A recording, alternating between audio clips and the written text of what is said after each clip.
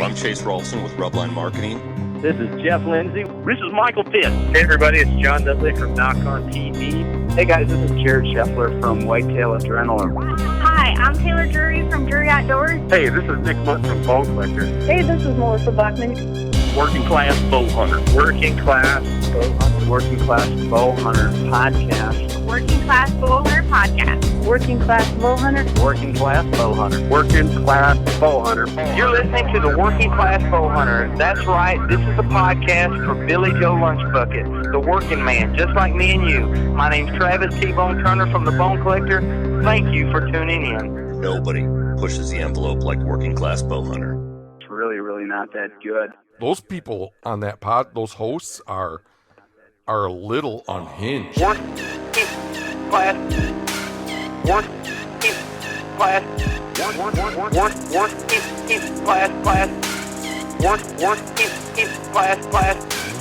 Working Class. WCB podcast. I don't know what number it is. It doesn't matter. It does not matter. We're still recording, right? Yeah, we're still here. Yeah, we're still recording. We're here. We're having fun, having a good time. Kurt Geyer speaking. Eric Hammond. Doug Schmidt. Our guest of the hour, Matt Zernzak. Thanks for being here. Yeah, man. From the Push Archery. Yes, sir. We've been trying to line this up for a long time. Yes, we have. I feel like anyway. Yeah, I mean, yeah. It's been a couple years. Yeah. Everyone's busy, right? See, I feel like you're busy, we're busy, everyone's busy. Some people get mad that it takes a long time to line up. It's just the way it is. Yeah, yeah. It's good to you're here in person. That's right. It's the way it should be done. Absolutely. I agree. So thanks for making the trek out. Dude, I have studio envy. This place is incredible. Thank you, guys man. have built something absolutely amazing. Thanks, man. Thanks, man. We've have a lot of blood, sweat, and tears literally. In this place, yeah. Dude, absolutely. But yeah, man, it's been fun. It's, all to do this, which is the fun part. So appreciate you being here. If you don't mind, we'd like to plug a few of our partners real quick. Far away. Big Time is a sponsor of the WCB podcast. Code WCB 2024. Yes, sir. Basically, all the big, unless you're in the South, the deep South, you're done with all Big Time products. Yeah, hopefully your plots look real nice. Dude, you see my peas and tubers? Oh, so good. Nice and lush. I drove through the other day with Isla Mae, my daughter, and she's like, Dad, how did that grow so good? It's like she just complimented how green it was. I'm like, yeah, remember we planted this? So it was like cool. It's like she's 5. It's like, damn, those peas and tubers look good. She just didn't have the. That's when you know it's good. When your 5-year-old's like, Dad, Right. it's looking good up in here. So that's pretty awesome. The podcast is brought to you by Huntworth Gear, huntworthgear.com, code WCB15. Save you a little bit of money at Huntworth. Vertec is the shit. Their new pattern, obviously. Yep. Suspenders, Huntworth suspenders, hack if you're a saddle hunter. Help keep them up on your shoulders a little bit. Not showing your tushy? No tushy showing. I don't want Doug's tattoo peeking out over the top of his trophy line. Elmer Fudd coming out on us. A little chilly down there. We got you some suspenders, Doug. Oh, you did? Mm-hmm. Yep. I can't wait to. I should be wearing them right now. That's a good idea. You should. Just the suspenders? Oh. Well. Kind of podcast is it? The hell? Check them out, huntworthgear.com, Old Barn Taxidermy. Killing it, G2 Taxidermy Supply, G2 Taxidermy Podcast. Trophy line, which we're going to use those Huntworth suspenders on our trophy line setup. See the new Nimbus? My Nimbus. The Nimbus saddle. It's a budget saddle's a wrong term, but you get into a saddle for right around the $200 mark. That's a badass saddle. It is a badass saddle. And it's fun to say. And you get in a whole Nimbus. kit. So, and they sell complete kits. They have a Nimbus saddle kit that comes with everything you need to get going. Code WCB is the promo code at Trophy Line. Grizzly coolers, obviously coolers, drinkware, and hunting blinds. I think they make the best hunting blind in the game, personally. Hands down. Now, I have some recent experience in some other hunting blinds lately. Oh. Just hunting on other people's properties. And I can say I think Grizzly makes the best blind. I had a good, sneaking suspicion that it was the best blind. Now I know. Now you know. Because what I say is the word. Code WCB if you want to buy a blind. If you don't, it's fucking fine too. The podcast is also brought to you by Blackgate Trail Camps. We're rocking the R4G Gen 2s. Code WCB10. Where you have a party going on out in Ohio with Blackgate January 25th. We'll have more details for that. You're all invited. Everyone's invited. Everyone's invited. Come see Doug and his tattoo. Yeah. Free. My tattoo will be there. Free glances at Doug's butt. Black Ovis and Camo Fire. Obviously, I think the best deals on the internet on Camo Fire, blackovis.com. Our code WCB works on top of sale items. So if it's on sale, you can get an additional 10% on top of that Can't sale. beat it. Why would you not do that? What's wrong with you? Novix tree stands. The new hybrid is out. We're talking about if you use code WCB at Novix, green Versa buttons come with your stand. If you want to personalize it a little bit, make it stand out for you. So if it gets jacked, you want to be cool. It doesn't, or if you just want to be cool. Yeah. We don't need to talk about theft. Sore subject with Eric. I don't want to talk about it, boys. Here we are. Mountain Ops, obviously, that's going to keep us going through hunt season. Code WCB, Deercast, our choice and mapping when it comes to whitetails, especially. They got new public land filters on there. You get your day forecast, you get your hourly forecast, you got Deercast track, all the good shit. Dude, how good is Deercast? Dude, have you had the update? Yeah, it's the fucking awesome. tits. Dude, Deercast doesn't keep me out of the woods, right? So if it shows like poor deer movement, I'm still hunting. You're still hunting. Right, working class bow hunter, right? Yep. You only got so much time, but it does drive me to call off work whenever it says deer movement's great, man. Well, Oh, yeah. I can't remember. We were talking about it with Mark. Got the black lung. It I think it's taking away the rutcation because what it's doing is teaching people like good days and bad days to hunt. Right. So instead of taking a full week off in the first week of November where it's not ideal, you can capitalize on weather fronts and predictive movement, if you will. Believe it or not, or if you're a guy with limited time off and you can't take a full week, okay, I can see in the 10-day forecast that looks like a good day, Friday here, whatever. Burn your brown points wisely. That's right. Yes. Yeah, that's exactly it. And it does help to where you can be like, hey, it doesn't look that great this weekend, but next weekend looks good. I'm going to do some family time, and then I'll be gone next weekend type of thing. So there's some benefits to it. The update is the shit. I think it's up there. Onyx is probably the king in that whole world, and Deercast is. I think it's getting there. That's Deercast, especially for the whitetail guy. If you're whitetail focused, I think you have to have Deercast. Loophole optics, obviously. I say obviously, like everybody should know, but 10x42s is probably our go-to. Obviously, rangefinders, performance eyewear, all that good stuff. Illuma trailers, all aluminum welded construction trailers built in Iowa, American made. Iowa's in America. Add it up. IlumaKLM.com. It's the shit, dude. That's such a nice damn trailer. I'm used to shitty farm store trailers, man. When I pulled that Illuma out with my Ranger on, I'm like, I feel high class. There's nothing better than a nice trailer. You got to have a good trailer. Yeah. I'm still looking for a trailer for my next blind also. And I'm not going to put on an Illuma because I want an Illuma to pull my Ranger around. Harbor Freight. All right. Harbor Freight. Yeah, there you go. Rogue Ridge e-bikes. Also, Rack Hub is a sponsor. We have the new drop 000003. The brass drop of the RH2s and RH1s. Limited edition available. Sexy. Limited edition. Code WCB works for that. Cool. Let's cue the intro, shall we? Look at us. Fancy boys. I don't know if you call it that, but... I'm Chase Rolfson with Rubline Marketing. This is Jeff Lindsay. This is Michael Pitt. Hey everybody, it's John Dudley from Knock on TV. Hey guys, this is Jared Scheffler from Whitetail Cask Strength. Hi, I'm Taylor Drury Cask? from Drury Outdoors. Hey, this is Nick Munt from Bowhunting. Cast? Hey, this is Melissa Buckman. Cast? Working class bow hunter. Working Class Bowhunter. Working Class Bowhunter Podcast. Working Class Bowhunter Podcast. Working Class Bowhunter. Working Class Bowhunter. Working Class Bowhunter. You're listening to the Working Class Bowhunter. That's right. This is the podcast for Billy Joe Lunchbucket, the working man, just like me and you. My name's Travis T-Bone Just a Turner little. from the Bone Collector. Thank you for tuning in. Nobody pushes No. the envelope like working class bow hunter. We're not unhinged. Really not that No. good. Those people on that pod, those hosts are a little unhinged. Okay, maybe we are. He just said it. No, Ranella doesn't lie. The Ranella doesn't lie.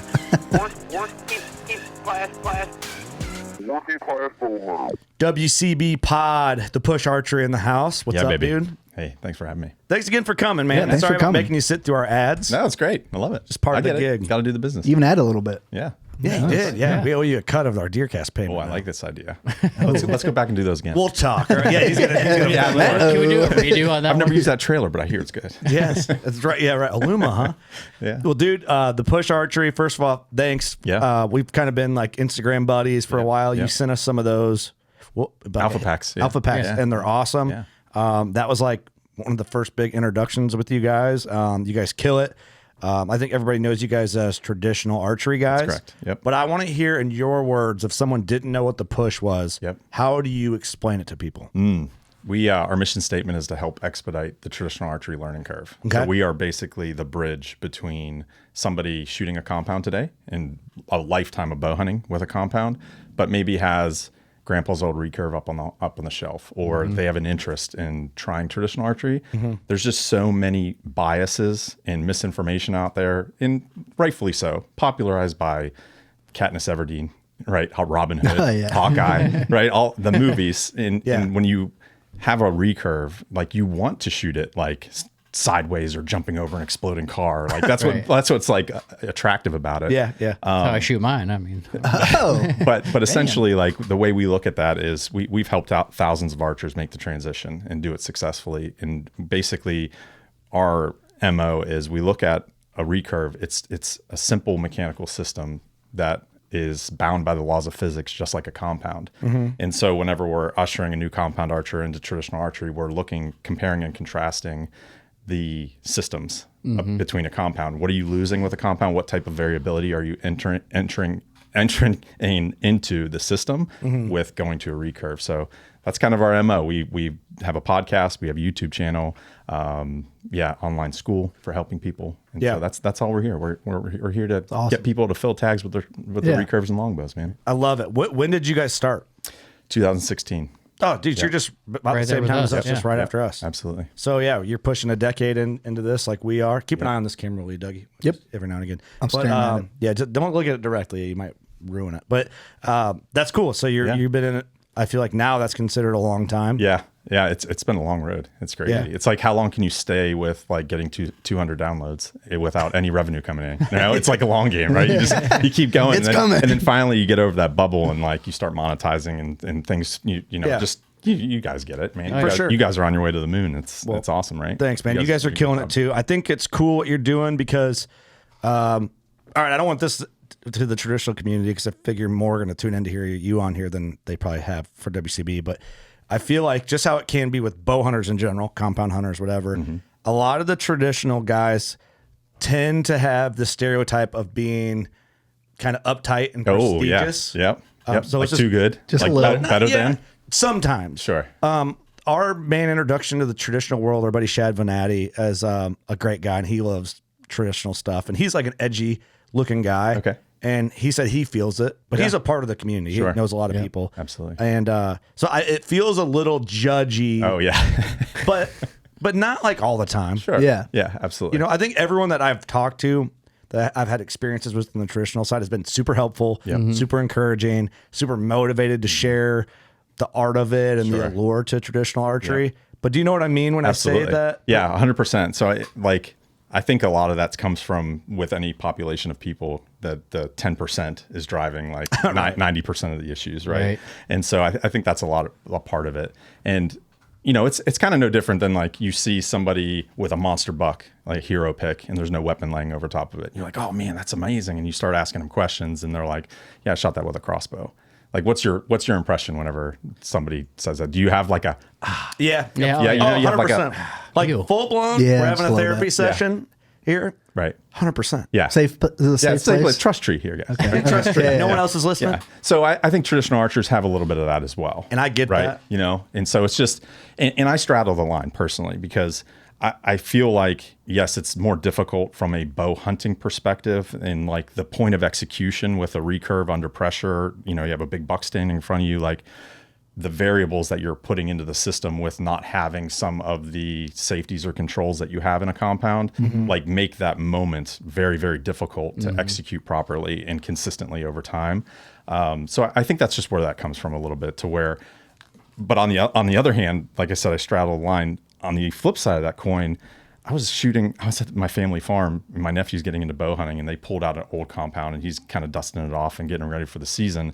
And I shot it, and I don't shoot compounds very often. I maybe shot 50 arrows through a compound in my life. Really? And I, Okay. And I was full on. I had the wrist rocket on, and I'm drawn back. And, I'm trying to find the peep and align it with the sight and the bubble and all this. And I'm like, you guys are psychopaths. Like, It's too much. It's so much. So on one side of the coin, it's difficult, but it's also very simple, and you don't have to like worry about a lot of things. You have to pay attention to a few key things that I'm sure we'll talk about. I want to later get in the into show. that. Yeah, for sure. Okay, so let's break it down from a simple standpoint. But can I wrap up one thought real quick? Absolutely. I just want to the traditional community is like the most incredible group of people that I've ever like surrounded myself with. They are so welcoming, and if you have any questions, you can reach out to anybody in the community. There's big rendezvous that go on every year, and like you can bring your kids there and not even see them. Right? You just let them go, and 6 hours go by, and it's like a place and a community that it's truly like a family. It really is. Yeah. And so once you're in, you're in for life. Yeah. And I figured that's what it would be. Absolutely. I just know if I've experienced it, it'd be worth talking about. I figure it's a good way to start off. But I do envy, like, when I do see, like, you watch Jared Scheffler. I think he's probably a good person for the space. I know him, you know, and he's passionate about it. He loves it. Yeah, he's awesome. But you see him, or like Scotty will bring his traditional stuff over, and it's like stick and string. And you look at it and you're like, that's awesome. Yeah. You know, and they're so fun to shoot. But like one thing you talked about, like when you see a crossbow kill, like compound guys are like a little like a little bit. Yeah. Like admittedly. Yeah. There's a little bit. Just a tiny. What's a traditional guy when he sees like is it double? What? When you see a crossbow? Yeah, for sure. So It's a double. Yeah. Can we just get this conversation out of the way so it never has to come back up for the rest of the episode? Yeah, because please. Yeah, absolutely. I just want to get over it. Yeah. I love So it. I feel like the crossbow thing coming back into season, it gets brought up a lot. It's one of those things though that like I find it hard. I always have to check myself because I do feel that. Like we're humans, right? So I It's do just like honest when I as see it, I'm always. like, Emotion. I'm like, whatever. But it's funny because it's like this isn't what people do for a living. Right. It's like at the end of the day, they're hardworking, they're spending their free time out in the wild, chasing game. You know, you talk to these guys around a campfire, they're just as passionate. They're still having those sleepless nights. If they wound a deer, they're not sleeping. Right. And they're anticipating opening day. Maybe, hopefully. Yeah, I know what you mean. I know what you mean. Like a lot of the crossbow guys are like rifle converts, like kind of the Orange Army stuff. But for the most part, like there's crossbow hunters out there that are sportsmen. I They hope. absolutely love it. You know what I mean? I hope. So it's like, how can I judge them for how they're spending their free time that they work so hard to be able to fund like these hunting trips and whatever? Like, Yeah, it's they're just still hunting. Very it's just well a said. freaking weapon, right? Very You know? well said. It's But just you're a weapon. pussy if you. I'm kidding. I'm kidding. I'm kidding. I had to get my jab in. Okay, moving on. So you have that No more cross. moment with a crossbow. Do you have that moment with a compound? I have so many close compound friends that are part of our bow hunting. Like And we're- I honestly don't. I don't Okay. I don't have that feeling whatsoever. Like I walk through your guys' studio. Oh, so we're and cool. I'm seeing because I think the point of execution with a compound, it's different, but it's also very complicated. Yeah. It's difficult. Like I think if a deer was standing in front of me and I had to do what I was doing at the family farm, honestly. So my nephew, I was shooting. I was struggling at 20 yards with this thing, and obviously it was like way overdraw with the release I was using. Yeah. I just pitched the release to him. I grabbed a finger tab out of my bag and I just started shooting with fingers, aiming off the whisker biscuit like I would like a recurve. Yeah. And instantly my groups went whoop, and I'm like, oh, I could kill with this thing. See, so that's it's cool. like the complicated side of things, I think, is also equally difficult. Right. Yeah. Okay, so you made a comment that it's like so much going on with the compound, which I full blown see that from your perspective. Yeah. And it's like I kind of fucked around with that a little bit. Like I struggle with some target panic stuff and switch release, and I get so in my head on the process and how I'm anchoring and how I'm aiming, and how I'm squeezing through a release. But I do feel like not knowing any better that the recurve has just as many aiming complications For sure. as a compound would have gadget complications. Yeah. Is that accurate? Yeah, I think so. I think it's you still have to really pay attention to a few key points within your shot process to make sure that you're consistent and you can put that arrow where it needs to be under pressure.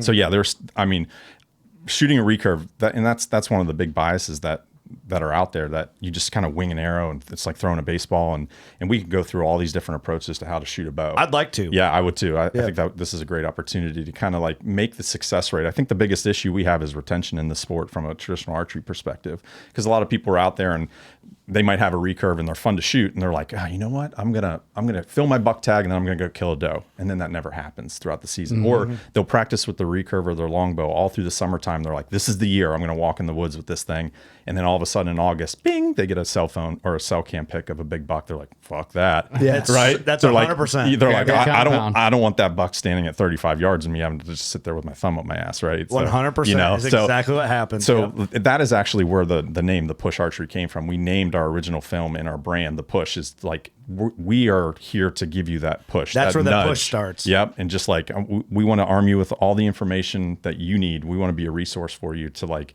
push you to go give it a try. Like you guys are the gateway. Walk in the woods with that freaking bow in your hand. Like there's something nostalgic and primal about like carrying the same weapon, for all intents and purposes. You look at the weapon that we're using in the woods, it's identical to the ones that are being, aside from modern materials and whatnot, but laminate and all that shit. It's under the same laws of physics as what Fred Bear was walking in the woods with in Pope and Young. It is. You know That's what I mean? pretty cool to think about. Yeah, it's cool. It's really cool. I love that because you're so right. Because we know so many guys that are like, I'm gonna go for it, and then that's right, they get that picture, and fuck They're that. like, That's so true. So For sure. I mean, it makes sense. Yeah. You guys are the gateway drug Yep. to traditional archery, and it's just when you make the commitment to try it, and you're going to say, I'm going to dedicate this season or maybe this tag after I film my buck tag. It's almost a different game. It's almost like if you had a cell camera pointed on a leg trap and you're a trapper and this bobcat comes walking by and it just barely missed your trap. It's almost like looking at that moment and saying, like, you know the rules of the game. You're trying to get that bobcat to put its foot here. right? And you don't sit there and think, oh boy, if I had my 20-foot trap, I would have got him. Yeah. You know what I mean? Like Right, you know the rules coming in, the rules of engagement playing in the trapping game. Yep. And it's the same with traditional archery. It's like a different set of rules than compound or than rifle hunting, right? It's the same, like you just got to, it's a game of how close, not how far. Do you think with the traditional thing, what holds people up from committing? Do you think it's the shooting accuracy, or do you think it's the getting close part that makes them not commit to it? I think it's the shooting. The shooting. Yeah, it's the shooting thing. That's what it would be for me. And I think those are hand in glove a little bit because Okay. Elaborate on that if you would. So they might say, wow, I think I have the skill set from a hunter perspective to be able to get within 20 yards of that target deer. But then it's also hand in glove with, now you have to make the 20-yard shot, right? Right. So it's still like very point. hand in glove, you know? Yeah, because I feel So I got my 20. Now what do I do? Yeah, now I got to do this shit. thing. Yeah. Yeah, that's what scares me. I feel like the traditional thing kind of lingers over our crew's head a little bit. What's your experience? Like, can I ask a few questions? Absolutely. Okay. Yeah. So what's your experience with Just shooting in the yard. just shooting in the yard? Yeah. How about you, Kurt? Same. Yeah. Same. Same. Okay. So, yeah. none of you have walked in the woods No. intending to take No, take a life? our buddy Austin, aka the Lord, he's farming. Otherwise, he's going to try. Yeah, he'd have been- He really wanted to make this podcast. Yeah. because he has dabbled and he hunted. He went out and hunted and killed a doe and 2 bucks in one season. Oh, dang. So he calls it his traditional season. Heck yeah. and they're great deer. Yeah. and Is he still shooting it? he shoots all summer long, but he kind of mixes it up when he goes hunting. It all just depends what he's doing. So One of the greatest Eastern whitetail hunters that are part of our crew, Logan Glassburn, he does that. He flexes between his longbows and his compounds. And this dude has 170, 180, a 200-inch deer, all with his longbows and recurves. Like, this dude's an absolute killer. Damn. Yeah. Yeah. He's amazing. do you have the team on this one? No, no, we don't have the team on the website. Okay. Yeah. But yeah, Austin, he floats a little bit between, I think it just depends on his mood, but he shoots his traditional stuff all summer. Yeah. Frequently. He's passionate about it. He's kind of, he could talk a lot with you. Like, he's figured out how, we talked in the past, how he aims and how he kind of figures out and stays consistent in his brain. And whether it's right or wrong from like a super traditional perspective, he just does what he thinks works That's for it. him. And that's the key. That's the key. He deserves a lot of credit though, because he did like that, and then he just stuck with it. Like he said, he pushed right Pushed through it. through. And just, He missed a lot of deer, I think, at first. Dude. Like the whole season. I think he's shooting low.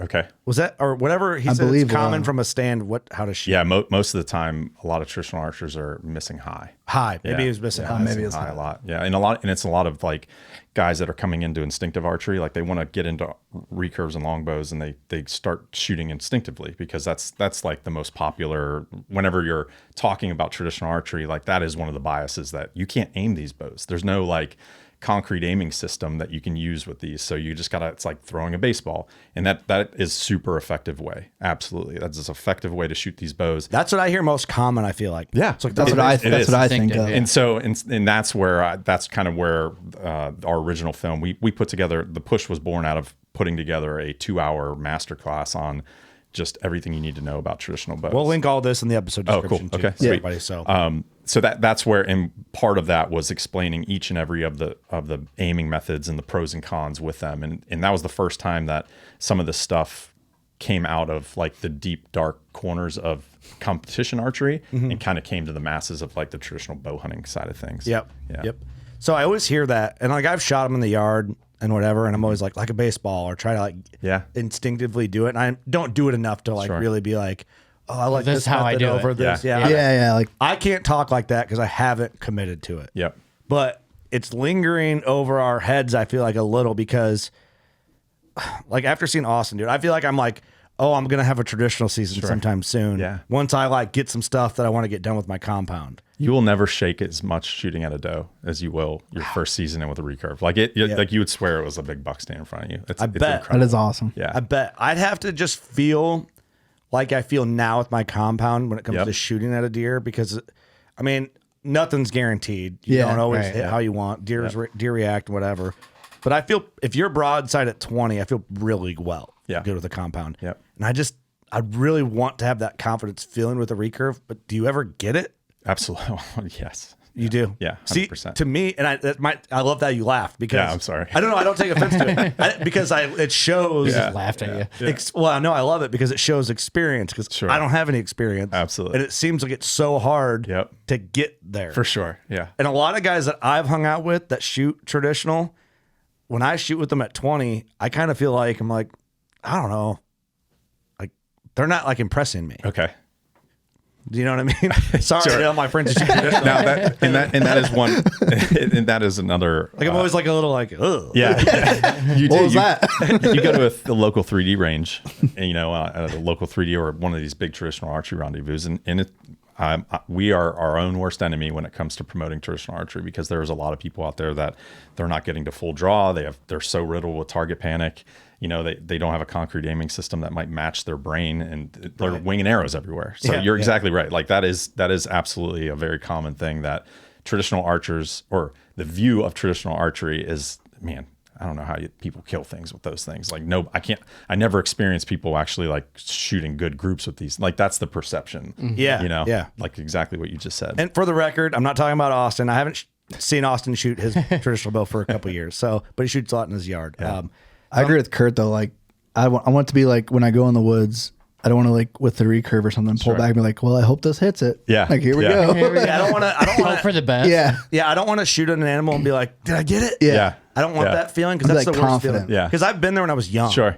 I think anyone you're inexperienced, but It's kind of like you're starting over again. Oh, you really are. But I think the conversation we're about to have, I think, is going to like demystify the weapon a little bit. Please, I think that'd be great. And there's a really cool video on our YouTube channel of, I just started like wanting to show people, because we talk about it all the time. So I just started like letting the camera roll during my practice sessions out. I have a really nice 3D range and everything, and so I started that. It's pretty cool. So I was shooting 12 arrows at a time at a 25-yard target, and it kind of just shows the effectiveness of these weapons. We can watch some of this if you want. Yeah. You can, if you want to, as long as we got permission to overlay and post. 100%. If we get, if everything, If we get flagged. does that applicable now to play it? You think the video? Yeah, I think so. Okay. Yeah, if you want to play. Where are we at here? I think you just need to go to the just videos to get the list of. Oh, you're on my website. Oh, here. Okay. Dead air, dude. Yeah, I think the idea of like having the option to take one or the other would be so cool. You know what I mean? Like to grab 100%. The recurve or the compound. So you know what? I'm feeling good today. Give me the recurve. There you go. Videos. Go down right there. That one there. This one? No, to the right, far right. That one right there. Okay, here. Let me do this. I'm gonna go. Look at that guy. Look at him. Look at him. Huh? Famous. Season's closing in. Good looking fella, right? Great looking fella. He's in shape. Yeah, he is. So you'll kind of see like this is my form and my approach to shooting the bow, and we can talk through all of these different things. Is like it's not what you see sometimes at some of these 3D shoots, right? Right. It's a very classic form. It's standing tall, aiming, using the aiming methods that we'll talk about later. So this is 25-yard groups with my hunting recurve. That's right. And you can click through that. I mean, we don't have to watch the whole thing. I kind of want to watch you bomb some. Okay. Yeah, let's do that. So this is 25 yards. Yep. It's 14 rings it.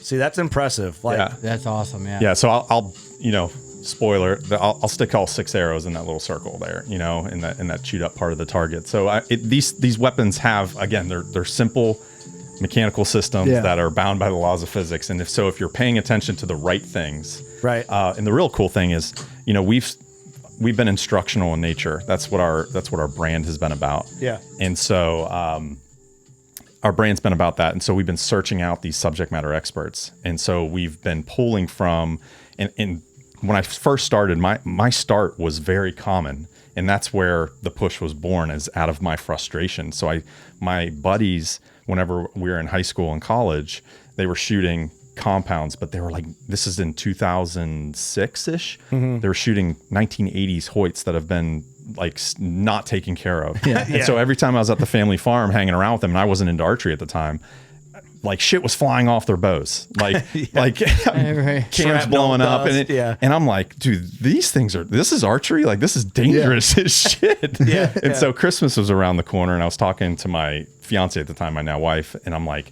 I want to get into archery. I want to go hang out with the boys on Tuesday nights at the bow club, but I think recurves are kind of cool. I'm not sure I want to get into compounds. But this was a completely uneducated opinion. I didn't know what I was signing up for. And then I didn't have any mentors. You had to go to 5 to 10 different websites or buy DVDs to like figure out and be armed with enough information just to buy the equipment and shoot your first buck. Enjoy it and all that stuff. And it was still a struggle at that point. Yeah. So, which is crazy, kind of like, for as long as it's been around, right, it was like hard to get correct information. That's right. Yep. Yeah. But I think it was more of the barriers. Like the correct information was out there, but you had to spend $25 on a DVD. Right. You know what I mean? And those types of things. And so I got a recurve and I practiced with it from that December all the way to the next hunting season. It was my first time. And dude, over my first 2 seasons, I missed 11 deer and killed my 12th. And when I say miss, I mean, I'm talking like a foot over its back. I was just like, completely blacking out at the shot. It was adrenaline rush missing. Oh, you just went right through there. Yep. And so you didn't grow up hunting then? I grew up rifle hunting and like small game hunting. That's like where me and my buddies cut our teeth on freedom, like driving around my buddy's minivan, just jump shooting rabbits and stuff. So you're just one day like, I want to shoot a recurve. Yeah. I never had a compound. No, never owned one. No. So we're watching this video play in the background. That's the one bad shot. That guy? But, but you've also shot how many arrows before that? Like you're bombing them in there. That happens with compounds still. Yeah. I see you sliding your fingers up that string. Yeah, you have like a stop on there? Yeah. Okay. Yeah. Yep. Yeah, we'll talk about that aiming method. That one's deadly. That's what I want to get into big time because I feel like that's what I want to do. But all right, so watch this video. It's like you're bombing them in there like you're shooting a compound. And you're shooting 4 fletch. Yep. Yeah, and I want to go over your setup too. Yeah, we could talk. Yeah, wherever we start with that. Sure. Because you got to remember, with this podcast, you're probably talking to most people who aren't into That's why I was so excited to be able to come out here, right? That's why I got on a plane and flew out to Chicago this morning, right? It's like this was worth it because I think the outreach and to be able to provide a different perspective on this sport. It's beautiful, but there's so much mystery. It's like a black box of like, how do I do this? For sure. Like, and I think compound hunters, I've never seen a negative reaction. We're joking around about our buddies and stuff like, but when I see somebody that shoots a deer with a traditional equipment, I'm like, damn. Yeah. I'm like badass. Yeah. Like, from our perspective, it's nothing but respect upward. Cool. Because I know where traditional stuff is compared to compound stuff. Right. We all know. The same way how I like to say is, if you're hunting with a crossbow, you know. Yeah, you know. Right. You know what we're saying. Yeah. When we make fun of you, you know what we mean. Yeah. That's why you don't lay your weapon on your deer when you take a picture, right? Yeah. That's what you just assume. Like I assume if it's archery season and I see a picture, and I just shot a doe on Monday night and I didn't have my recurve with me to lay it on. But most of the time when I see a picture and there's like no weapon laying on, I'm like, that's probably a crossbow. Yeah, it's the same if they way. didn't know, then why wasn't it there? Yeah, right. Well, it's the same thing. Like they know. Yeah. We don't even talk about it anymore. We all know. For sure. Yeah. But the thing is, it's like I just feel with that whole situation. Here we are back to the crossbbow fucking thing. and Son of a bitch. You said this was over already. Yeah, right. Well, it's not. I'm back. I guarantee I'll be back. Like we did a podcast in Georgia when we were down there, and I played the clip from the Hunter podcast of Don Higgins. Have you seen that? He's like, I'm going to step on a lot of toes here or whatever, or ruffle a lot of feathers. But he basically just says it's like crossbows or participation. I don't agree with all of it, but he is right to a point. Like, the same way, like they kind of have to maybe give some credit to guys that are hunting with vertical bows the same way we give even more credit to guys that are hunting with traditional stuff. Mm-hmm. From I guess the end point I'm getting at is I have nothing but respect, and I think when Andy Kelly, that's his name, from Ohio, awesome dude. He kills studs. Yeah, giant. Do you know him?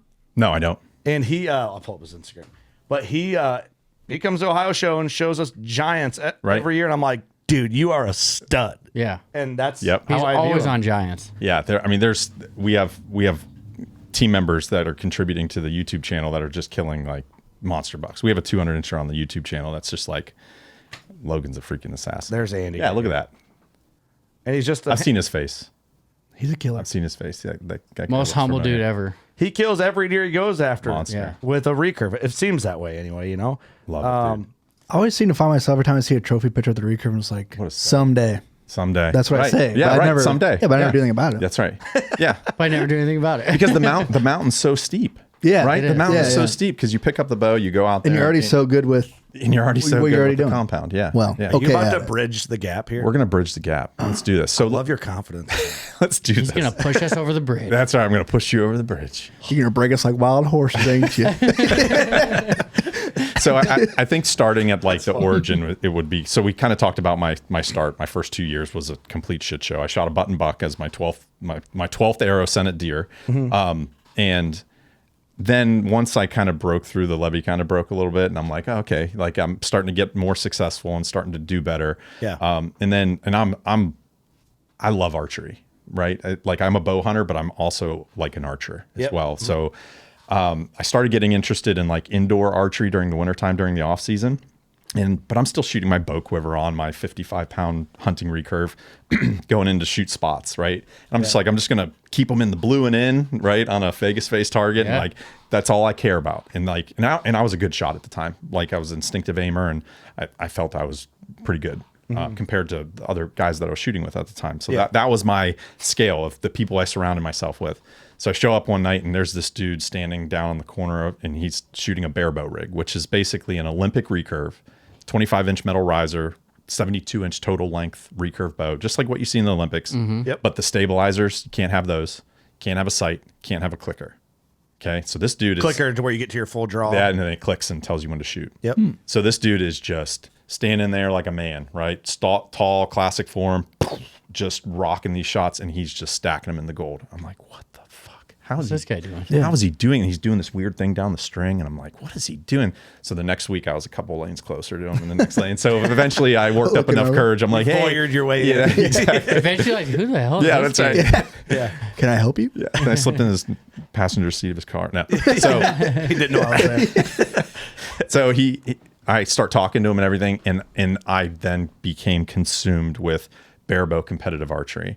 And I felt at that moment for the next year, whenever I started going and rubbing elbows with the greatest single string, like non-sighted recurve shooters in the world, I like got to peek behind the curtain of like what these simple weapons are actually capable of whenever you're starting to use advanced aiming techniques and looking at biomechanics of what the best archers in the world, these Olympic archers, are doing. They're shooting 77 yards, 70 meters, right? And they're keeping the 10. It's that far? Dude, it's 77 yards. I didn't know it was that The 10 ring is about 4 inches. Oh, shit. I didn't know that. They don't make it seem that way when you watch it. It No. is so far. Not at all. You think it's like 20, 25 yards. Dude, it is so impressive. It's unbelievable. Like Olympic archery is, I'm not a sports guy, but I watch every Olympic archery match that I can. It's easy to appreciate. And it's the biomechanics and the physics behind it are the same as ours, but we just don't have some of the like stabilizers and some of the aids, you know, and that side of things. Yep. So I peeked behind the curtain. I started seeing this stuff, and I started like really getting interested in online forums that were talking about competitive barebow archery. And then I started like using these techniques in the woods. And then my success rate and my confidence just went to the moon, just absolutely accelerated. So you just took that from the sport side of it and transferred it over to the hunting hunting side of it. And I had to make different changes to the systems, and we can talk about all the different aiming methods that you can use to shoot these things, which would be really cool. Yeah. But then that's whenever the video came out, and then that's kind of the process that we took. Yeah. Okay. Yeah. So how? Perfect. How? Okay. All right. Let's just start. So I have some notes. I promise to anybody that's watching this on Spotify, I'm not like just checking Instagram or anything. But He does have notes. He's very prepared. He's watching his follower count. I'm going down. Wow. This isn't even live. What's happening? Someone unfollowed me? Yeah. Right. Okay. So the first thing. I like to take a compound and compare it and contrast it to a recurve or a longbow. And let's look at the different variation that we're inputting into the system. And then what do we need to pay attention to, or how can we sidestep that variation to be consistent? So a couple things with a compound, right? The cams roll over, you have the let off, you have a hard back wall. Okay. So you can't overdraw, you can't underdraw. So that's a big change. Okay. So with a recurve, you're holding the entire weight of the bow. And so most bows are rated at 28 inches, the average draw length. So if you had a 50-pound bow at 28 inches, for every inch you are under that, so you have short arms and you're pulling 27, roughly it's going to be about 2.5 to 3 pounds lighter. Okay. Okay, and then 2.5 to 3 pounds heavier on the other side. So if you drew to 29 inches. So whenever you're looking at a bow, you need to like know what your draw length is going to be and those types of things. But that is a variable. That's an issue. There's no hard cam over. There's no rollover. It's variable where you anchor. Yeah, exactly. So you can draw it to 30 inches, you can draw to 27 inches. And so having a really repeatable, consistent anchor is going to circumvent and sidestep not having the cams rolling over and having a hard back wall. Okay. Yep. And then also the importance of having a proper holding position. So whenever you're getting back, so when you draw back a compound, once the cams roll over and you're holding 10%, 15% of that draw weight, you don't really have to be engaging your back. You can kind of hold it back with your shoulder muscles, your biceps, and you can kind of just push against the bow and then start manipulating your release, whether you're shooting a hinge release or whatnot. Yep. With a recurve though, you can't, if you put all that tension in your biceps and in your shoulder, it's hard to actually expand through the shot. So it's very akin to shooting a tension activated release. So you want to be breaking your shots with a recurve or a longbow under increasing pressure, increasing tension. Okay. So that's one. You're not letting your fingers go. You're not letting your fingers go. You're pulling your fingers through the string by increasing your back tension. And it's all about range of motion. So knowing that, you watching that video, you'll see that I have a really repeatable anchor, and I like to have a 3-point anchor because your anchor on the backside, especially with a recurve, is also your rear sight as well. It's no different than looking through your peep. Okay. So my 3-point anchor is the base of my thumb knuckle back here behind my jaw. Okay. And then the base of my index finger knuckle right here under my cheekbone, like I'm laying on a gun stock. And then I always have my. Oh, that looks good. Is that good? That looks good. That's good. It's a natural. Hey, that feels nice. So we're 2 or 3. And then I like to have my nose touching somewhere on the side of the arrow or on the string somewhere. So that's a 3-point anchor. So that's going to give me a really, just like a stool, right? You take a leg out of the stool, it's going to fall over. So you need to have all degrees of freedom stopped. Okay. So that's one thing, is having don't do like a lot of people are like, I use middle finger in the corner of my mouth. That's my anchor point.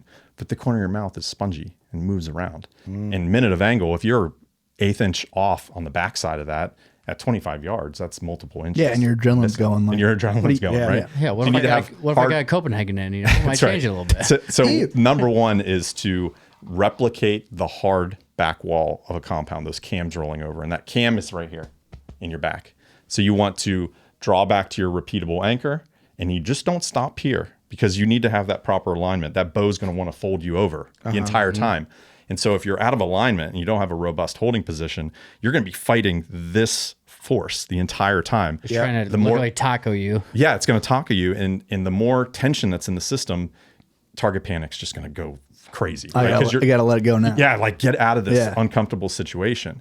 But if you cam over to your actual full scapular engagement on your string side, so draw back to your repeatable anchor, and it doesn't stop here. there's that motion. You're literally camming over your shoulder. You're camming over your shoulder, your back. You're actually My body is and it's the not, cam. and I see what you're doing, Kurt. It's not a here. It's actually draw back to anchor. And you can do this right here with your. Yep. Oh, I see what you're saying. Right. So you can. This video is going to be awesome. You're pivoting. Right. You're pivoting around your anchor point. Your anchor point is the pivot. So you draw back to your anchor point, and then you're going to transfer to hold like this. Oh, I see. Right. Interesting. So it's minimizing range of motion. You want to go to full range of motion, because if you're hovering out here somewhere, you could be like this, you could be like this, you could be like this, but you could still have the same anchor point. So everybody thinks that the anchor point on your face is that's the end goal, like just get to your face, but I can get to my face like this too. Okay, because what I was going to say, anytime I've ever shot and I've seen videos of me shooting it, I don't know how to shoot a recurve. Right. I've never been shown like you're talking about. I'm leaned into it. Okay. Yeah. I'm very leany, angly. Perfect. I love this. Okay. So let's talk about that. So another big failure point people have is, again, Katniss Everdeen. Thank you, Hawkeye, for making this so difficult to make the transition, because Legolas. It is 9 times out of 10, you'll be shooting at the range and you got a compound archer next to me. He's like, man, that thing looks fun. I've always wanted to try one of those. I always offer, hey, shoot my bow, man. No. Couple more ends go by. All right, let me shoot that thing. Let me shoot that right? thing. And that dude all night has been running a freaking hinge release, standing tall like a man, poof, super strong shots. And then the minute he gets that recurve in his hands, his feet are wider than shoulder, looks like he's taking a shit.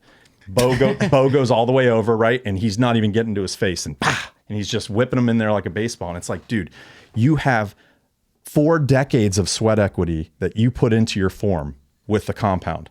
Why are you not leveraging that, right? Not only is the variation that you're putting into the system all about the actual weapon itself, but now you're not only changing the weapon, you're also changing all of your biomechanics. Right? Leverage all that sweat equity, right? Shoot it just like the compound. Stand tall, hold that bow vertical or a slight 10-degree cant, and stand tall and shoot that thing like a man. Okay, I got a question. I'm trying to think why I do that. And I don't know if it's because I think that's how you're supposed to shoot it, maybe. Yep. But is some of it because of the holding weight? You feel like you have to lean into it? Like it's easier to do that. For sure. And that's a great segue to the next one. So we talked about strong holding positions, but before we get to strong holding positions, those were the way the conversation flowed. It kind of came out of order a little bit. Yep, that's okay. So stand tall, strong like a man, right? Or woman, and run your shot. Yep. Your cam and your back is now your holding position. And then, I'm sorry, what were we? Talk about like leaning into it. Leaning into it, yeah. So the weight, the draw weight. To be able to get into a good holding position, you can't go from a 70-pound, 75-pound compound and then shoot a 55-pound recurve. That transition is going to be very difficult. Right. You want to go down to like that 40 to 45-pound range. Okay. That's a really comfortable at your draw length, not what's rated on the bow. So you got to do a little bit of math on, okay, I have a 27-inch draw length. If this is a 50-pound bow, rated at 28, then it's going to be a 47.5-pound bow at my draw length. Right. And so you got to do a little math to find what bow is going to match. Right. And so it's about the equipment. And I even recommend even lighter. So if somebody was like, you know what, I want to ease into this. I want to take my time. I want to do this right. I would have them get into a bow that's like roughly 35 to 40 pounds first, and then slowly step up their weight as they're getting more comfortable with the biomechanics. Okay. That makes sense. Yeah, that makes sense. Dude, I wish I never would have even shot one at all. Yeah. And then had this conversation then shot one. Yeah. Yeah. That probably would have, with you watching us too, would have been for sure. Very nice. You know what I mean? Oh, absolutely. Because I don't have this and I think I'm still probably fine because I don't shoot them that often to have like these like concrete bad habits. Yep. Yeah. And that's the thing. It's like starting off on the right foot, starting off with the right process is just now you don't have to go back and fix bad errors. But it's so true. It's like, why do we get all fucking weird shooting compounds and worried about anchors and, it's so technical, stacking right? them. You're so technical with a compound, but then when it comes to a recurve, it's like, oh, this mystical weapon that I need to, right? And it's just like, but it's so counterintuitive because that's what we've been seeing, that's what we've been told. I think the throwing it like a baseball is the term that ruins compound for guys. sure. Yeah. Oh, absolutely. I think so too. Probably. Yeah. So if you're out there and you're interested, you got an aspiration to shoot a recurve or a longbow. Equipment's one thing. So that when you say, oh, I shoot archery, I'm a compound bow hunter, most of the time, no matter what make or model that they're shooting, like the physics, the way they look, the way they're all pretty similar. Yeah. But traditional archery is a giant melting pot of a huge different spectrum. You have guys that are carving their bows out of one single piece of wood, called a self bow, and making like flint knapping their arrowheads and making everything out of solid natural materials, all the way to metal riser bows that, like you saw me shooting in that video, that are more advanced, fully carbon limbs and all of that stuff. Yeah. So making the transition, a lot of compound archers are kind of running away from technology sometimes, to where they're like, oh man, I want to do that. And they're looking at guys that have been shooting instinctively and shooting maybe one-piece longbows for the longest time. They want to be old school. They want to be old school because they want something on the far end of the spectrum rather than kind of dipping your toe in and starting slow. And so that's one thing I always recommend is, if you are interested in getting a bow, I don't recommend going into like the really light mass weight bows, because you're so used to shooting a compound with a heavy mass weight and maybe some small stabilizers.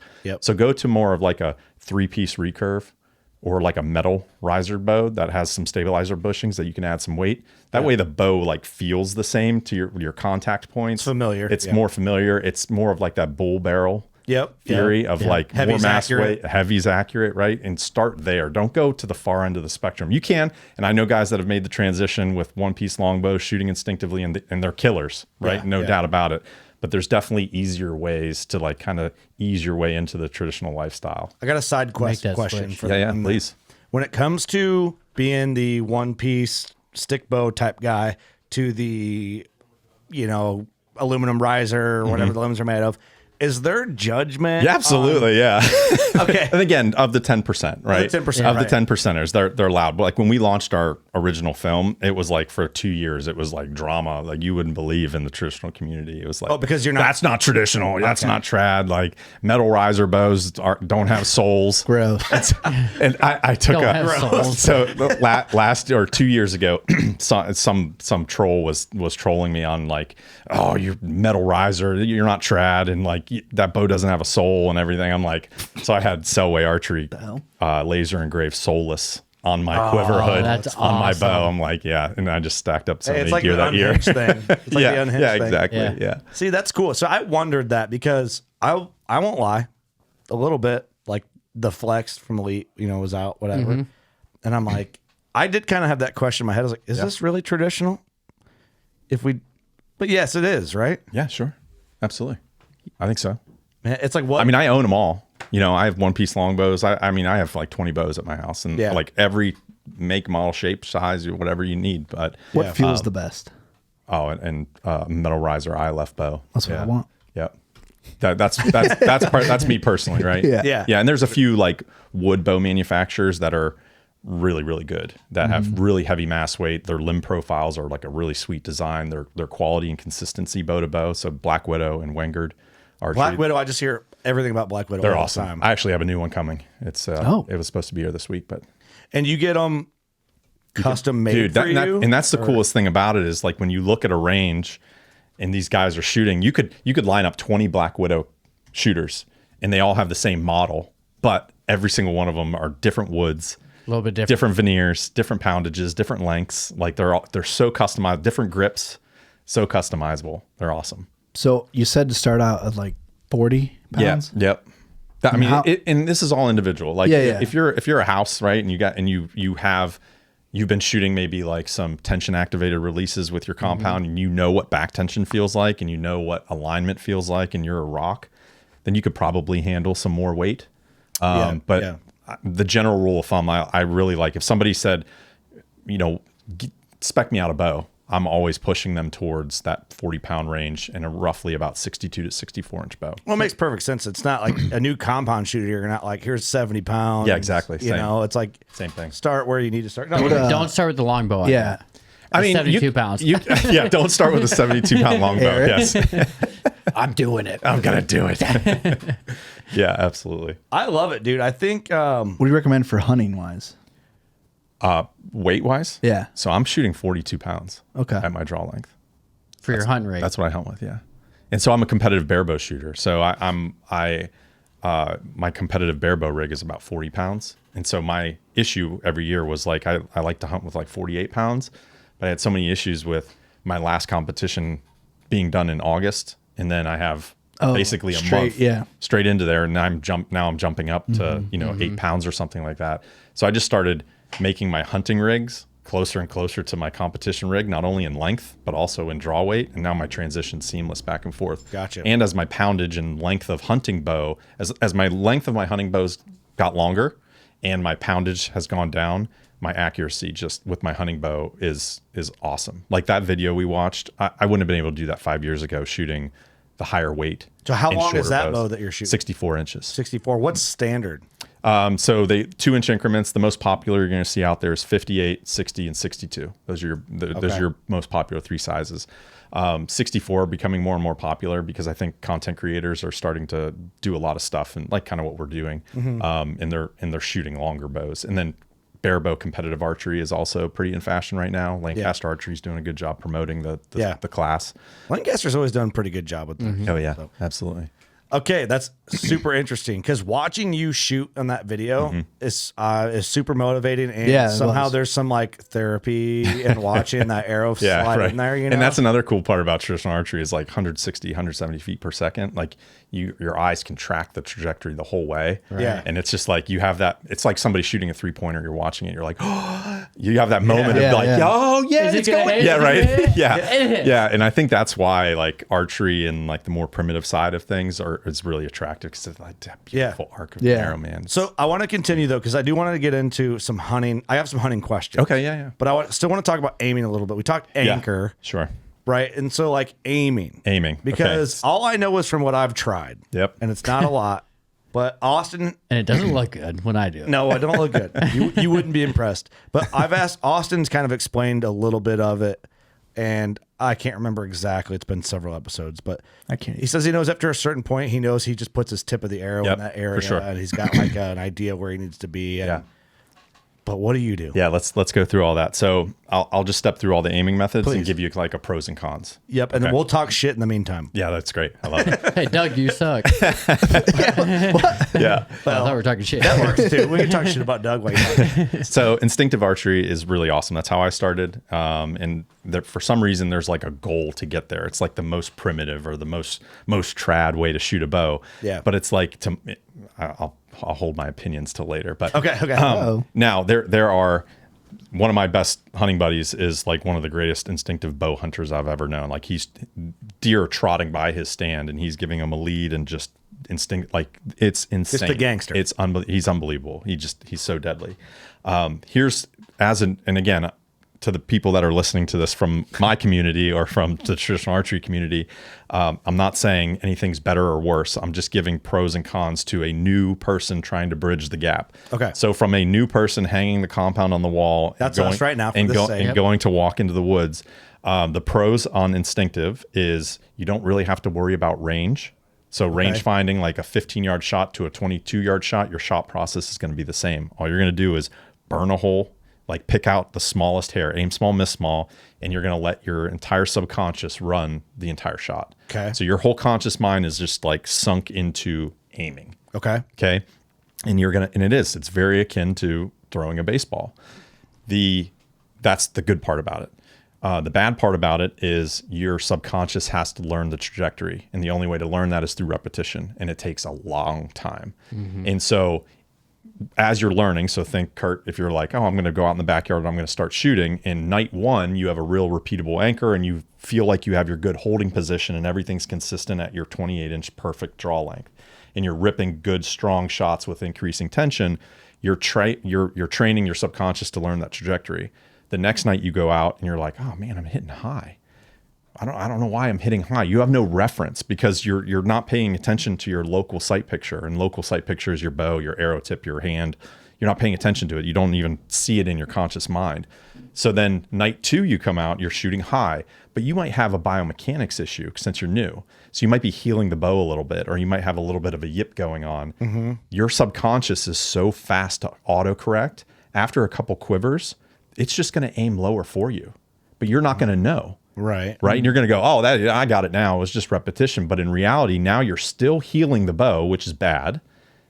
But your subconscious has accounted for that consistent issue in your form and now has you holding low. Okay. Night three, you go out. your heel is gone. You're now pushing where you're normally pushing. You're low. Right. And so now you're just constant, you're chasing yourself, right? But you don't even know you're doing it. But you don't even know you're doing it.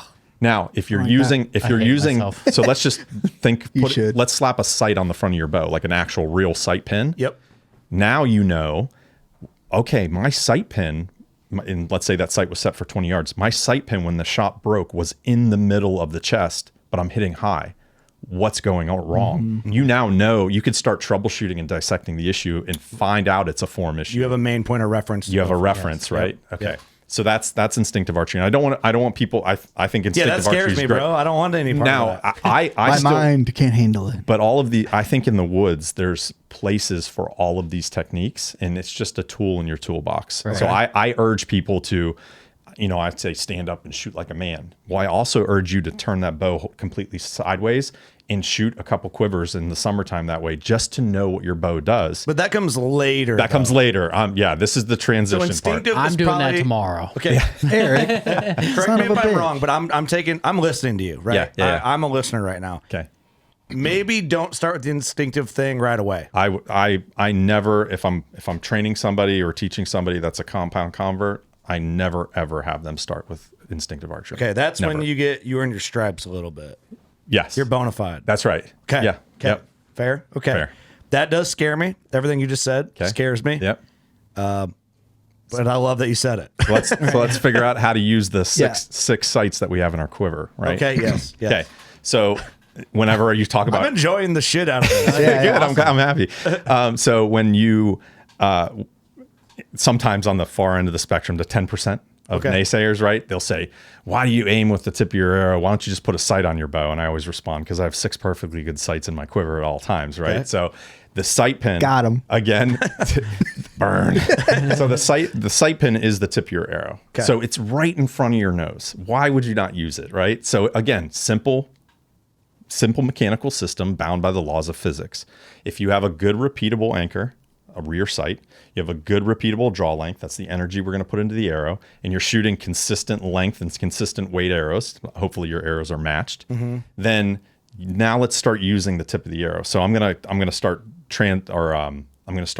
correlating this to compounds. Okay. So this first aiming method I'm going to talk about is called gap shooting. Okay, I've heard that term. Okay, so gap shooting is like a fixed single pin sight on your compound.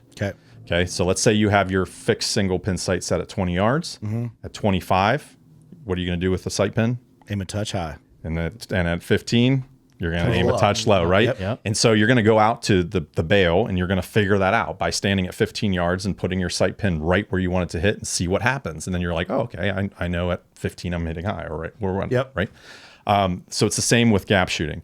So I would also urge all new people into the traditional archery community to address the string with their fingers 3 under the nock. 3 under. Not split finger.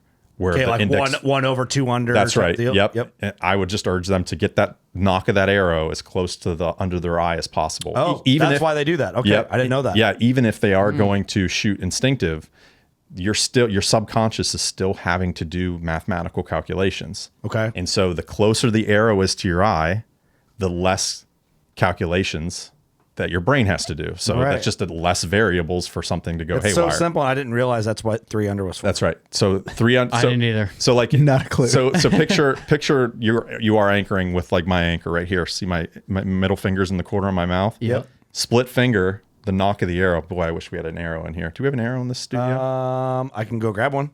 Somewhere. You want me to grab one? I go to the bathroom. I'll grab one. There's one in Jordan's office. I got a bunch of victories in a sleeve. Or there might be.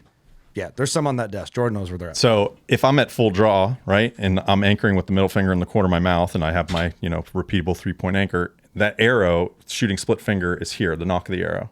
But if it's 3 under, it's up here. So see how that put that arrow right underneath my eye? Yep. Yeah. So now I can like shotgun it. I'm looking down that arrow. So yeah, so you're not compensating by tipping the tip of the arrow up. You are. So basically what we're going to do is, if you're interested, and I urge everybody to do this, even if you have aspirations to be an instinctive archer, if you have your head set on that, great.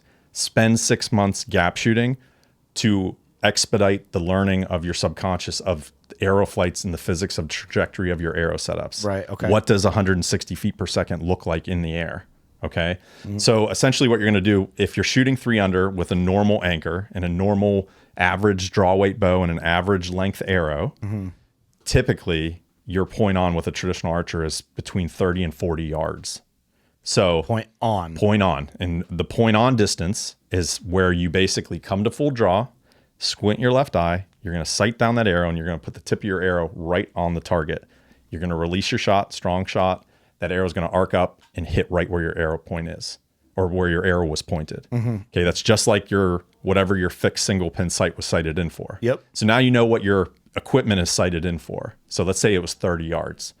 At 15 yards, that arrow is going to be on its highest point on the path to the target. Oh, right. Yeah. Okay. So what you're going to do is you're going to just start at 5 yards. You're going to put a horizontal tape across your bail. And you're going to aim your tip of your arrow right at that horizontal line. And you're going to start at 5, 10, 15, and you're going to watch your gap increase from 5 yards. It'll be like 3 inches high, and then it'll be like 8 inches high at 10, and at 15 is your max gap, and it's going to be like 18 inches above that line. And then it's going to start shrinking back down on its way back down to your point on distance.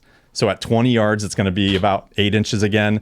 At 25, it's going to be back to 3 inches, and at 30, it's going to be point on. Yeah, it's going to hit that line. Okay, interesting. So now in your head, because it's doing this. Okay. Right. So if you're standing it makes so much sense. Okay. Right. This is where it's like demystifying this simple physical system.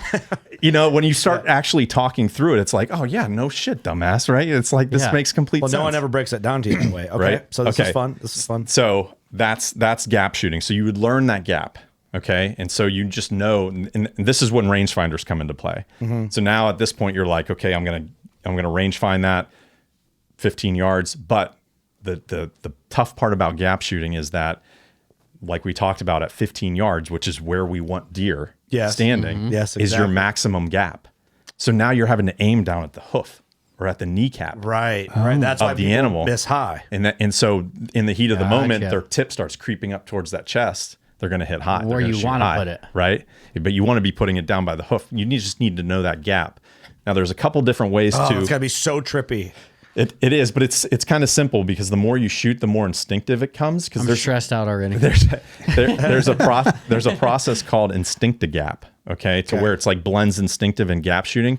You're paying attention to your arrow, but you're not saying that deer is 18 yards. You're just drawing back and you're kind of looking at your sight picture. You're like, yeah, that looks like it's about right under the target, and you'll be surprised at how fast that happens. To where you're not thinking that animal is at 18 yards. You're just kind of like, yeah, it should be, floating right under the chest somewhere right about there. Yeah, that looks good. Green light. And then you run on your shot. Wow. Yeah. Yep. That's a great breakdown of that, man. Great breakdown. So stressful. But the stress goes away with preparation. Sure. And it's not that, honestly, it's like, it's literally like me telling you, take off the pins except for one on your compound and go figure it out. Like you'll go out to your yard, you'll literally figure it out within 10 minutes. It's so ezy. Right. You just step back and you're like, oh, okay, I'm at 15 yards. I need to hold here. Yeah, your breakdown is perfect. That makes perfect sense. I think it's super easy to understand. Even, you're just telling me, you're showing us a little bit, but I think the listener, if they're not watching this, can for sure understand what you're saying. That's super fascinating. Yeah. It does kind of demystify the black magic of traditional archery. Yeah. Now there's a couple different more methods. I'm into this. Right, I'm cool. having a good time. I love it. All right, so the next one. Invested now. We're in this. So would that? Okay, well. Yeah, go ahead. Would that last one be where to start? That's a great place to start. 3 under gap shooting. Just get to know it. But again, I think people are going to get frustrated with how big their gaps are. Okay. Because you can visualize your gap a couple different ways. So at 15 yards, you might have an 18-inch gap or a 20-inch gap. Okay. So now it's like, how big's the deer? Is it a big deer? Is it a small deer? If you're always aiming at the kneecap on your 3D target, it's the same size every time. Right. So there's a little bit of difference. But what I like to visualize is like, I'm sitting across the room from Kurt. Kurt's head is 10 inches tall. Got a big head. Right. But I can also visualize what 10 inches look like me at my sight picture like this. It's only 1.5 inches. Okay. So this is called gap at the bow versus gap at the target. So I can look at Kurt and say, okay, I need to aim 10 inches below his noggin, Or I could say I need to aim a 1/4 inch low below his noggin. So you can visualize this a lot easier than 18 inches at the target. And now that takes away like deer size relative. So like you have a big buck versus a small yearling, like, you know, it's a different. And I'm a little confused on that one, I think. Okay. Yeah. So let's work through it. So I think my head thing distracted me. You see a shot in the so you see the elite archery sign? Yep. Okay. How tall is that? 18 inches. Okay. So you can visualize if you're shooting at this wall and you know to hit the top of that sign, you need to aim 18 inches below the target. Right. You're going to aim there. Okay. But you don't know how big the signs are sometimes. The signs are changing. I see. Yep. So if you do this with your fingers, now how big's the sign? An inch. Okay. Yeah. You just did I it. see. Okay. Okay. So you're visualizing that same gap. You're still going to be pointing your arrow at the bottom of the target, but you're either saying in your head that's 18 inches at the target or, oh, that's just 1.5 inches here. I see. You got it. I see. Right. It's easier when you hold it up and go, all right. Yeah. So now you're just kind of going, I just need to put this an inch below him. Oh, yeah, that looks good. But meanwhile, it's really like 24 inches over there. There's Green light. There's a big buck standing. You just It's just basically how your brain calculates. That's right. And some people can visualize like 1.5 inches way better than 24 inches at a target 20 yards away. Yes. You know? Yes. Okay. That makes sense now. It makes sense when you. Yeah. Sure. Because I wasn't looking at it. I don't know how to explain it. Aiming's fun and it's hard to explain, I guess. Yeah. Okay. So that makes sense. Okay. So now we're really going to get into some black magic. Oh, so this next thing. Gonna explode. Yeah. You thought that was bad. So the next one is called string walking. Okay. Is that like a skinwalker? No. Sounds like it. So basically what you do, so the nice thing about string walking is that your sight picture looks the same no matter what distance. And this is when it's going to get real goofy, right? Okay. So here we go. Buckle up, people. Oh, I know what this is, I think. Okay. So essentially what we're going to do is your tab that you're using to address the string will have a bunch of marks on it. So string walking is the same as a single pin slider in compound. Okay. But your sight tape is now back here on your tab. On your hand. On your hand. Okay. So what we're doing is we're going to anchor in the same spot every time. Okay. Like this. And this is what 3 under would look like. Yep. Or we're going to bump up against the knock and go down to our 20-yard crawl and crawl down the string. And we're still going to anchor at the same spot. But look at where that knock is. And it's right under my arrow or right under my eye. So if that arrow is right under my eye, the further away I grab the string below it, the closer the shot. So this would be like a 5-yard shot. So I'd sight down that arrow and I would stick the tip of the arrow right on the target at 5 yards. And then I look at the target, I range it, I go, okay, that's 18. Bump my tab up against the knock, put my thumb against my 18-yard mark on my sight tape, and then I slide the top of my tab down to my thumb, and then I draw back and anchor in the same spot, and it's going to look like that. Oh. And I'm still going to put the tip of my arrow right on the target every single time. So I don't have to gap anymore. So now I just know. So this is how all barebow competitive shooters shoot. They shoot this way. I've never heard of that. So you basically look at it and go, okay, this target, like unknown IBO competition, you're looking at the target like, I think that's about 25 yards. Yes. Gap shooting, you're going to be like, my gap is 8 inches.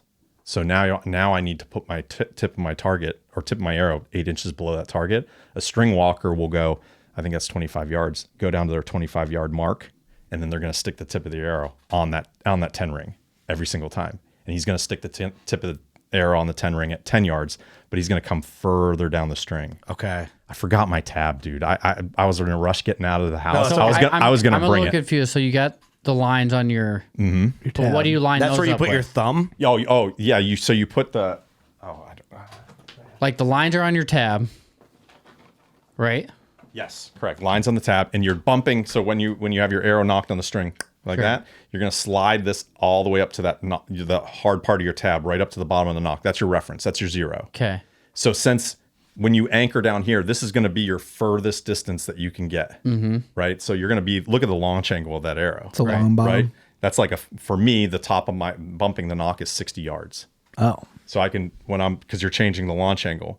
Now I'm going to set up for my shot. I think it's 25 yards. I'm going to bump up against the knock. That's my 0. Okay. I'm going to stick my thumbnail on the string. Oh, gotcha. Next to the mark. And then And then I'm going to slide my tab down. Okay. to where my thumb was on the string. I keep my thumb fixed on that got string. you. I didn't know. That's where I was confused. I didn't know you had your thumb there as a reference. You slide down to your thumb. Yeah, so you go to Your 0. thumb sets your pen. Your thumb sets your pin. You bump it up. You go 25 yards, stick it on there, and you go like that.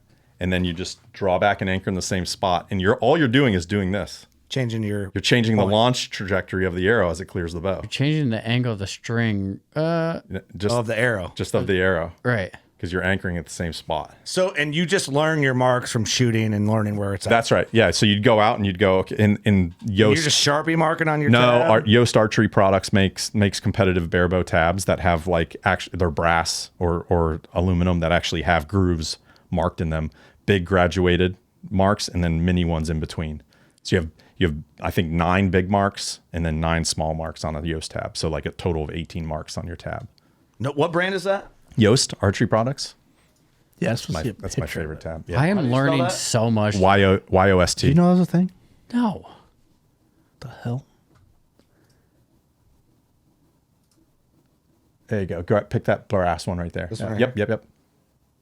I love that New Windsor now. I don't know if anyone can hear on the recording. We have a guy that's real into playing the snare drum out front of his apartment, and I can hear the motherfucker hitting the drum right now. So at least he's in. Look at that. Yeah. So you would basically bump the top of that tab right against the arrow like this, and then let's say you're going to shoot this right here. Yeah, that's right. That's going to it's a hard contact surface. You're going to go doop and bump it up against it. And let's say I'm going to shoot off the Y, right? That big mark right next to the Y. Let's say that's my 15-yard crawl. So I would put my thumb all the way down on the string. Line it up with that line. Yeah, and you run the string, the string right up against that hard plate of the tab. So you have a nice reference. I'm going to drop my thumb down right across on that mark, and I'm going to keep it right there on that string, and I'm going to slide the top of the tab right there to my thumb. Dude, do you write on there like, hey, this line is my 20-yard? In competition, you can't have any written marks on it, but you can shoot these. So you have to commit that to memory. But in hunting, you would just write on it. In hunting, you would just write on it. Perfect segue, Kurt. Okay, you're a pro. Yeah, that's what I was asking. Like, do you memorize it, or do you actually write like 20, 15? No, I only do that method for competition. Okay, so here's the issue. So deer's walking through the woods. All right, he's at 20 coming down the path. You're like, oh, that's my window. You look first. You have to take your freaking eyes off the deer. Look down here, make a 20-yard crawl, and you look up. He's at 15. Fuck. Reset. 15. Up. He's at 10. Okay. Yeah. Also, how are you going to do that in the dark at last light? Yeah. Right. It's tough. It's awful. So it's by far the most accurate way you can shoot these bows because your sight picture is the same every single time. But there's also the issue of if you tune your bow with a broadhead, in one shot you're shooting up against the nock, and the other shot you're grabbing the string right below, like way down the string. You're flexing your limbs in different. Your limbs are going to come out of time. So you are actually really tuned at one crawl distance. Oh, I see. Yeah. Right. And actually coming down the string, that's called making a crawl. So you're crawling down the string walking. Yep. So here's now. That's exactly. Out of breath. Okay. So now go back to, if you could, go back to YouTube. Okay. Go back to that shooting video we just watched. Okay. So now what I do. You want me to back up? It doesn't matter. So what I do is you'll see here. Excuse me. I have a brass knocking point on my string where my tab is. So watch as you're sliding. Watch as I load this arrow. So at low light, no matter what, it's a hard contact surface. I jam that brass tab right up to that brass knocking point. Oh, I see. Right there, like that. You're hitting it. Super consistent every single time. Earlier, I'm like, what are you doing? That's right. There? Yeah, you were foreshadowing here. So what I do? Oh man, I need to find this image here. How am I going to find it? So what are you doing? Are you gap shooting here? Okay, yeah. So I'm basically, what I've done is I'm blending. This is called a fixed crawl. Okay. I see where you're at. Another term. So this is called the fixed crawl method. This is the bow hunter's method. This is my personal bow hunter's method. So far, I like this where you're going. Okay. From what I've heard already. Yep. So I might learn some shit here. It simplifies everything. It seems like it simplifies everything. So it takes away the low light issue of making crawls. It takes away the tuning issue because you're shooting it from the same spot every time. So once you're tuned. Yeah, you're right there. Also with gap shooting, again, everyone's point on distances are usually about 35 to 40 yards in the woods. That's in having 18 inches gap right where we want deer at 15, 18 yards. That's tough. I don't want to be aiming at the hoof. Yeah. Right. So what this method does is it allows you to set your adjustable fixed single pin sight on your compound, and then it stays there. So you're like, what animal am I hunting? Well, I'm going to tune my bow. I want to have a 20-yard point on. Yeah. Okay. So that mark, that brass knocking point is my 20-yard crawl. Yep. So now every single time, if a deer's standing at 20 yards, all I have to do is draw back, stick the tip of the arrow on the chest, and then execute. Yep. Now, what I do that's a little different is I like to use a certain couple type of broadheads. I really wish there was a way for me to pull this video up. I'm trying not to have too much dead space. No, you're okay. What's the video? I don't know. We haven't published it yet. Okay. I'm trying to figure out how I'm going to show it. Maybe you can airdrop it to my Mac. You know what? There's a story on my Instagram account. Go to Instagram quick. I just posted it this morning actually while I was in the airport.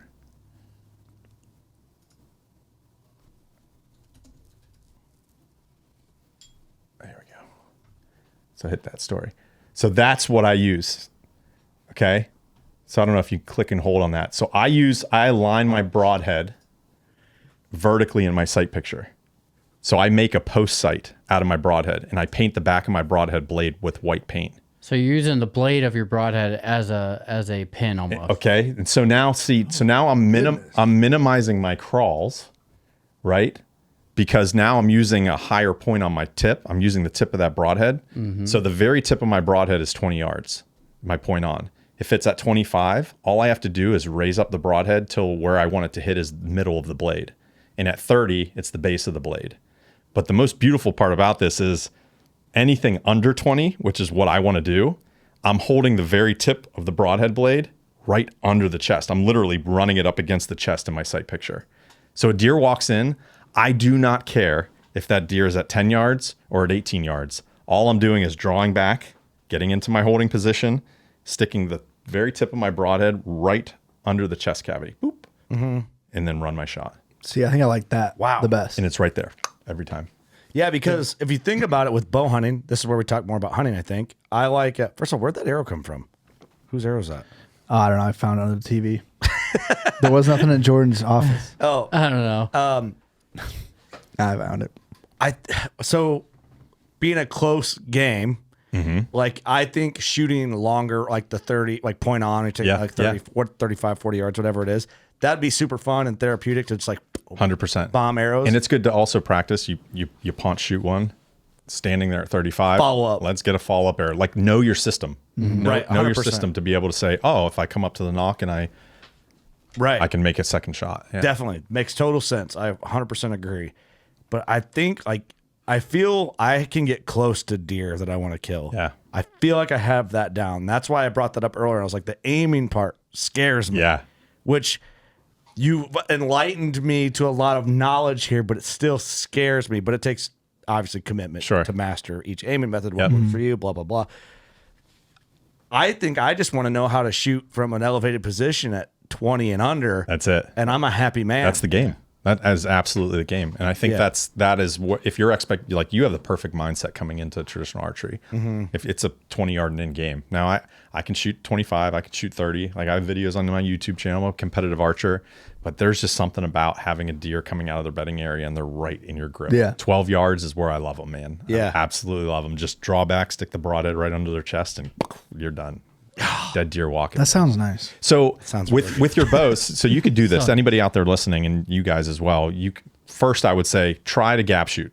Get familiar with the tip of your arrow. Get familiar with having a good aim. Also taking your time at full draw a little bit, and start referencing and learning trajectory of these bows. And then you're going to really quickly realize with your anchor point and the weight of your arrow and the length of your arrow that you're going to have monster gaps in the range that you're talking about. 15 yards, you're going to be aiming at the hoof. That's not great in the woods. Yeah, that's a sucky guess. That's a sucky guess. Yeah. So what I would have you do is, I don't know if you shoot with a tab or a glove, which is fine, but just come down to like the middle split here between your fingers and just slide down. Just play with it a few times. I see. And your arrows are probably going to porpoise a little bit. You'll have to bump your nock point up a little bit just to like take care of that because you're flexing your lower limb more than your top limb. Yep. So you're just going to want to start messing with your timing a little bit of your limbs. But aside from that, like just come down that string and go. You're going to go, oh shit, this is deadly. I can do this.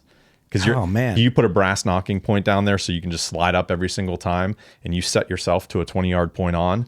A 20-yard point on means that at 16, 15, 12, you're literally that far. That's your gap. That's your maximum gap. Yeah, you're just at the bottom of the you put a little air gap between the tip of your arrow and you're in the deer's chest. Lungs, baby. That's it. You're in the lungs every time. Oh my God, I love that. This is still scary, but you're making it less scary. Yeah, for sure. Yeah. Less scary. Yeah, once you get out there and you start like seeing the trajectory of the arrow and you're like, wow, it's really consistent. I wish Scotty Sullivan was here so bad right now and invited him, but I don't know if he was going to make it. He might be sitting out there for all I know. I didn't see him out there. Okay, I want him to be, because he's one of the traditional. Oh, cool. Yeah. And he killed He's a the guy. I'm sorry. He would freak over this. He would love it. I mean, sure. He'll love this episode, but he's one of the guys I'm thinking about, him and Austin, or the two. So and Shad, of course, So a couple things with equipment, right? So if you have a 29-inch arrow and you come back and you're at full draw, right? Like this. You're at full draw and I'm aiming at that center of that elite sign. And let's say that my point on distance with this arrow itself, like the length, the weight, and my draw weight is 30 yards. And I want it to be shorter. You can use longer arrows.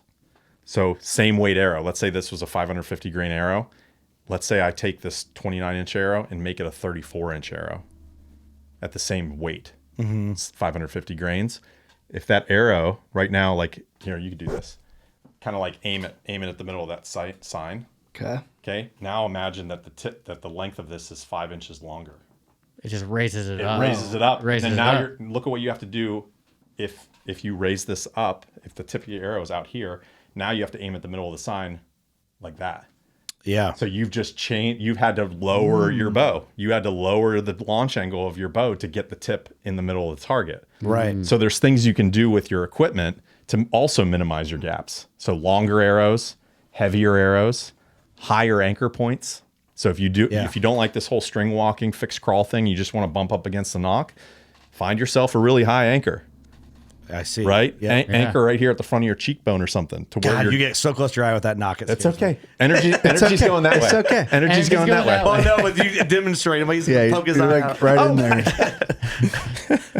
You have liability insurance. Show's over. For the sake of this right now, no. Okay.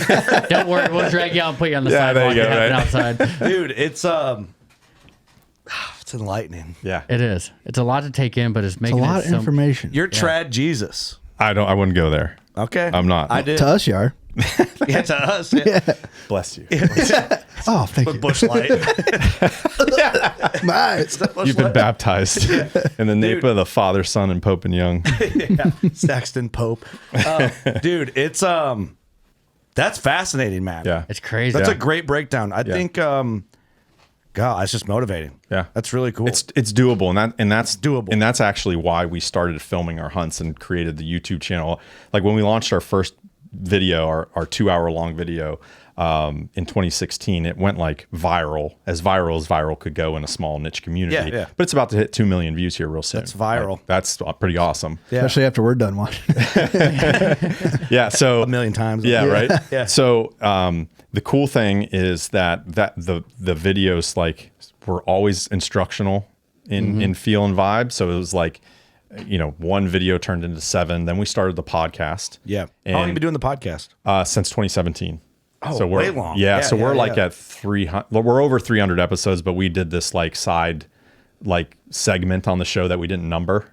Oh, you know what I mean? Oh, so yeah. we're at like 296 right now, but it's like 320 or something like that. Dude, you've been in it longer than most podcasts. Yeah, we've just been sticking with it. And then in 2019, we opened up an online school.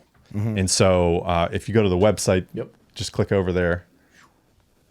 Wrong one. Yep. So this is the Push Archery Center of Knowledge. It's called the Pack. So join the Pack, right? And so what we've been doing, these are all our online courses that we have available here. So traditional Vision Quest Anthology, Shot IQ, precision tuning for the diehard bow hunter, solid archery mechanics, and the list goes on and on. So what we've done is we've gone out and searched out subject matter experts in biomechanics and form, also mental control, tuning, all that stuff. And then we help them storyboard their lesson plan. Then we come out and film them for a long weekend. We bring it back. We build out the course and all the modules, and then we put it into the school. That's awesome. And so you have, when you buy these courses, they're lifetime access with a one-time fee. You get all future updates to the course content for free. It has comments and forums inside that you can directly communicate with these coaches directly. And it's just such a great resources. That's awesome. Yeah. Yeah, we'll link all this in the episode. That's awesome. I really appreciate anybody that. that wants to dive in. Dude, it's like inspiring. Yeah, I loved hearing that. It really is. Yeah, that's the outcome. Like if you were like magic wand for the day, like before I got on that plane this morning, like what was the outcome? Like I was hoping you guys were going to be receptive to like taking the conversation this direction, because it's like it's I don't know what it is about the sport. It's primal. There's a heritage behind it, but also but none of this stuff is new. And I want to caveat that, like I didn't make any of this stuff up, right? Yeah, but you do a really damn good job explaining it. But all I did was take it out of these dark corners of these competition forums and bringing it to the forefront on our platform. Yeah. And then learning it and dissecting it and searching out these coaches and stuff. So like I'm not the subject matter expert. I'm just like I'm the hub, right? Yeah, you're the bridge. All this stuff. You're the bridge. So it's just it's super fun and absolutely converted one compound douche at a time. You might have converted 3. I just think it makes it. I think it takes the way compound guys think and puts it in a perspective that we can wrap our heads around. Yeah. Of consistency. That's right. You know, because like we're talking to Amy, it's like a little bit sometimes. Yeah, it's for like, sure. well, this I can see that. I can wrap my head around that. That motivates me to like For sure. That's a goal to figure out. Whereas before, we want to shoot. If you just shoot enough, you'll figure it out how you aim. Yeah. Well, that's kind of not really that motivating. Exactly. Yeah. Very helpful. You have like 3 decades of experience shooting and paying attention to a sight and understanding the techniques and the physics behind your weapon. And then you're instantly thrown into this world of like, just throwing a baseball, just stare at the spot. And I don't know about you guys, I fucking suck at throwing a baseball. Right. Yeah. There's a reason we're here. So it's a way. Now, again, another caveat to my traditional crew that's listening to this. It's like, I urge you guys to explore all methods and all weapons for sure. Like self bows are badass.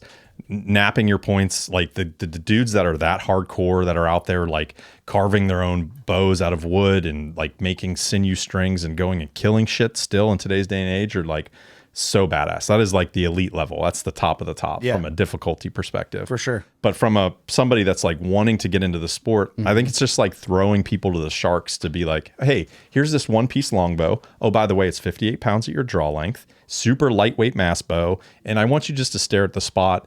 You'll figure it out, bud. Good luck out there. Like that is the welcome package that we have given for the past 3 decades. Yeah. Right. And it's time for just us to turn the page and say, okay, let's break this down variable by variable that we're putting into the system. And let's sidestep those variables to have consistency. And like, it's doable. It's such a good way to like put it. It's the welcome package. But I think the 10% give you that welcome package because I'm in this and you have to be elite to join me in this area. Yeah, this is how I did it. Now you have to do it that way. And it was like a rite of passage because again, you guys have 30 years of experience shooting with bows and stuff, compounds, and all these guys listening to this. Yeah. They also have 30 years perfecting their craft of shooting it, like throwing a baseball. Yeah. So no wonder they can do it Definitely. But we are about expediting it. Like I don't want, my biggest nightmare and my biggest thing is I don't want you, Kurt, to go out in the woods and miss 11 fucking deer in a row to kill your 12th, right? By number 3, you're like, fuck this. 100%. Right? Grab the compound. You miss 2 deer in a row, like you're